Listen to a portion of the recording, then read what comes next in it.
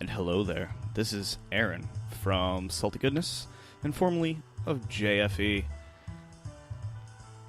I'm starting another show, guys.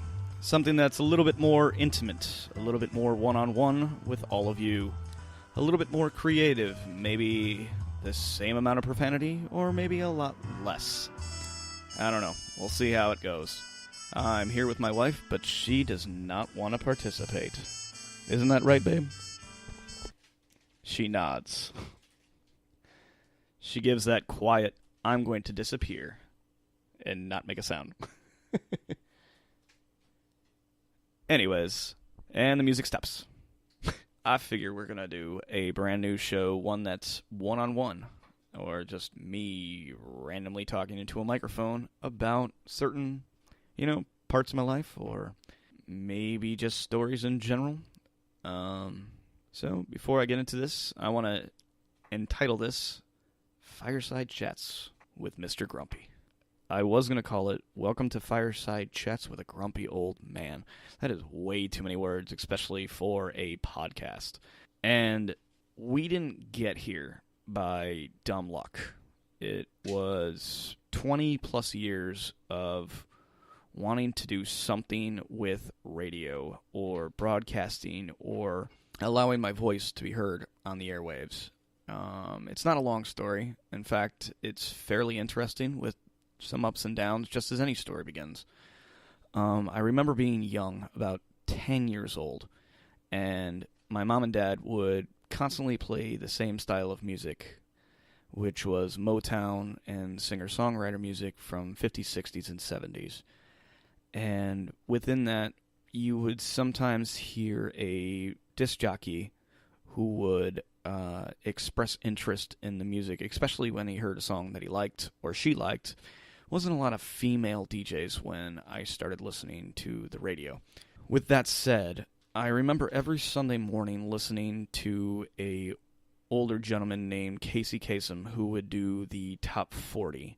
And essentially from about, I believe it started between 6 and 7 a.m. Central Time, and it would go to about the time the church ended. So as we were leaving church, we would hear the top at least 3 or 4 songs, and every single week it was the same top 5 songs, just changing spots in which the teenage girls and older people would vote on, I guess, what would be the most popular song. But Casey Kasem just had a way of talking into a microphone, kind of the way that Sinatra was able to just sway women in any which way, shape, and form. So Casey Kasem was really the first DJ that ever kind of managed to break through all of the monotony that was the other radio personalities. And I don't think any of the others from that time frame are even relevant anymore. So, as being like a 10-year-old boy listening to this sweet, sultry voice of Casey Kasem, he was essentially the Ryan Seacrest that is now. He was able to do like Letterman and Leno, and he was on, I forget the guy's name. I feel like a piece of shit, but he's one of the late night legends. Give me a second. I'm going to look it up.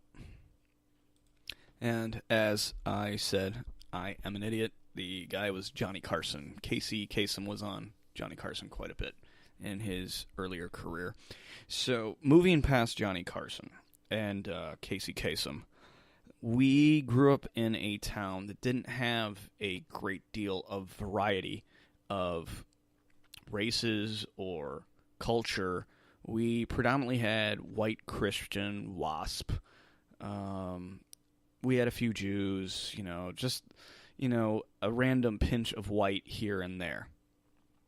And there wasn't much change-up from that. I grew up in a small town right outside of Rockford, Illinois, about 10 miles north, called Roscoe, Illinois. If you go there now, I'm sure they have a Starbucks. So, that's always good for them. They're moving up. But we had so little difference of radio stations. A lot of them would be pop stations or rock stations that would only play like the top Weezer song or Green Day song or I don't know if you could even say Ace of Base back then. I mean, it was all the same time frame, Nirvana, stuff like that, early 90s. We almost never did I hear Soundgarden or any of that cool stuff until I was well into my late teens, I suppose. So with that in mind, it was really hard to kind of find a voice in monotony. You know, if you only had a few stations on your dial without the internet existing, it was that. It was 97 WZOK, and their jingle is still burned in my mind, followed by Skater Boy or NSYNC or any of those early 2000s pop bands. I can't get it out of my head. I can't even remember the name of the rock station because of 97 ZOK. And they would play the same shit hour after hour, day after day. It was a consistent top 40 station. And when you got some variants, I mean, when the Smashing Pumpkins were being played, it was like, whoa, what the hell? You guys actually... and then the Smashing Pumpkins got super popular with Melancholy and the Infinite Sadness double CD. So, you know, within that, there had to be a moment in which I found someone who would break the monotony, and I did. But that person wasn't until much later into my teens.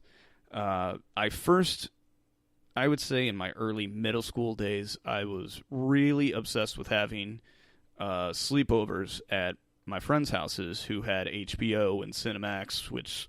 you know, had softcore porn, and if you're a 15-year-old, 13, 14, 15-year-old boy, you're like, hey, let's go over to Dan's house and watch Skinamax. And you're like, wow! But one evening, we were actually not interested in watching the dirty stuff on the other channel, and we ended up watching a Chris Rock special. And keep in mind, teenage boys, we didn't have anything better to do, and language at that time was...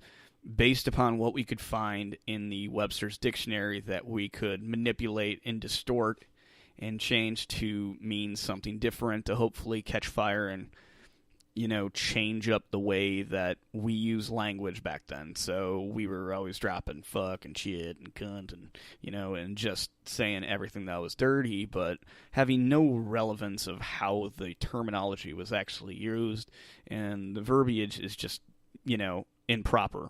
And it still is the same way today. Like, I don't speak English properly. Even you listening to this, you're probably scratching your head like, what the hell? This guy hasn't made a complete sentence in like 9 minutes. After watching that, I was stunned by Chris Rock. That was my first real listening to a comedian, aside from George Carlin, who is obviously brilliant to no end, but listening to Chris Rock tell stories about the only time that white people can say the N-word is between 12 and 12:01 on Christmas, 11:59 and 12 o'clock if you're getting robbed by a black person on Christmas Eve, and that's the only time you're allowed to use the N-word, which is still one of the funniest things, and I think that was the first time I ever got reference to that joke. And then following that, I still couldn't find the guy. He's a Democrat turned Republican, and he's on Fox News and whatever right now. So he had a guest on his show, this late night comedy show, kind of like Conan O'Brien or Jay Leno now. Excuse me, Jay Leno then. He had Howard Stern on the as a guest, and he was doing promotions for his autobiography movie called Private Parts. And about that point in time, I'm about 14, 15 years old. And this was when I really started to pay attention to, I suppose, Howard Stern in general, and what Howard Stern was about and who he was. I'm still to this day give praise to Howard and what he did to, you know, kind of formulate my mind and always say that little extra bit that no one else wants to hear but is always thinking, like, Vanessa, you're a bitch, but I'm also going to kill your first child. See, that kill your first child bit, that's what Howard would say. Or he would say something almost deviantly sexual. And, you know, going that extra mile was always something that, even as a really poor constructed comedian as I am now, I still give my homage and my background to listening to early Howard Stern with Baba Booey and all that kind of stuff. And I wasn't able to actually pick up his radio station. Oh, no. I wasn't able to pick up his radio station, but we were lucky enough at the time. I started doing research on Howard by listening to his TV show that he had pretty often on E Entertainment Weekly. I don't know. The station doesn't exist anymore, I don't think. But he was in his own studio doing his own show with Robin. And he would bring porn actresses, special people from the street. He would do all these stupid skits. He was just basically someone who did not give a damn about what other people thought. And he gained a following. It was just a sense of praise that I learned. I wanted to be like Howard someday, but I don't want to be like Howard anymore because you can hear him being tired now. I remember a couple years back, I was working at a survey company, and we would hear Howard Stern in the morning, and you could just hear the fucking apathy in his voice. He didn't care like he used to care. He's like made his career, and he doesn't care anymore. I mean, once you've been on the radio for like 35 plus years, there's a sense of apathy, I suppose, that comes in with your commentary. I mean, he doesn't need to hesitate from saying words because he's on Sirius XM and whatnot. But when he was early on in his career, I'd say like mid 80s, 90s, he was still pushing the envelope and saying things that were questionable.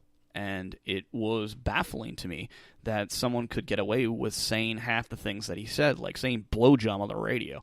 Who the hell would say blowjob on the radio? No, any mom that was listening to the radio and listening to Howard Stern would turn to their child and just like, don't say that. Don't say that word. Don't say handjob. He just said handjob. Don't say handjob. You know, it was that kind of like content that was what Howard Stern was all about.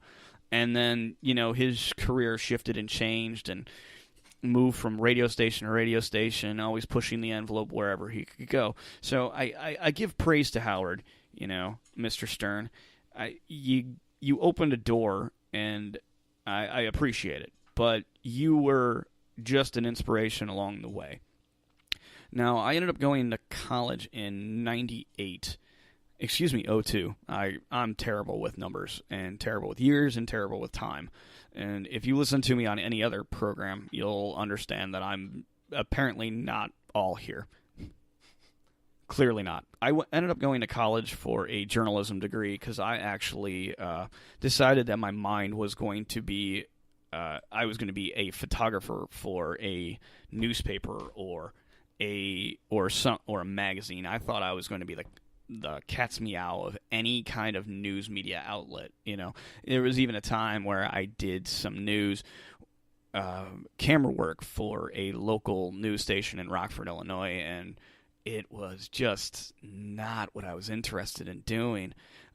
Spare you a lot of dark and evil shit that happened at that point in my life. I kind of lost my way, but when I was in college, I fell in love again with radio because I was able, being a journalism student, I was able to jump on our radio network that we had, which was, I would say it was being transmitted about 2.5 miles away from campus. And I remember listening to a guy on there, and he goes, you know, I'm a journalism major, and the only reason I'm doing this is because it fills some of my extracurricular activities, and